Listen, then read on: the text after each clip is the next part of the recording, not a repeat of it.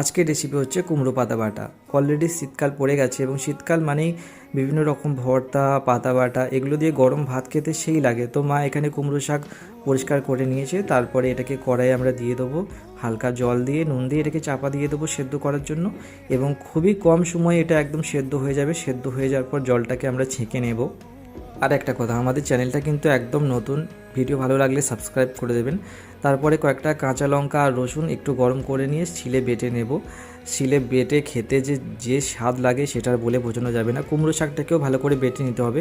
কুমড়ো শাক কিন্তু বেশ সাবধানে বাটতে হবে, কারণ কুমড়ো শাক কিন্তু অতটা নরম না। লাউ শাক কিন্তু বেশ নরম হয়, সে তুলনায় কুমড়ো শাক একটু শক্ত। তারপরে কড়াইয়ে গরম তেল দিয়ে সেখানে একটু কালো জিরে দিয়ে তারপর কুমড়ো পাতা যে বাটা সেটা এখানে দিয়ে দেবো এবং জল যতক্ষণ না শুকাবে ততক্ষণ এটাকে ভেজে যেতে হবে। এবং ভাজা কমপ্লিট হলে খুব সুন্দর একটা গন্ধ বেরোয়, যে গন্ধতে মানে খিদেটা প্রায় দ্বিগুণ হয়ে যায়। গরম ভাতের সাথে খেতে যা লাগে না।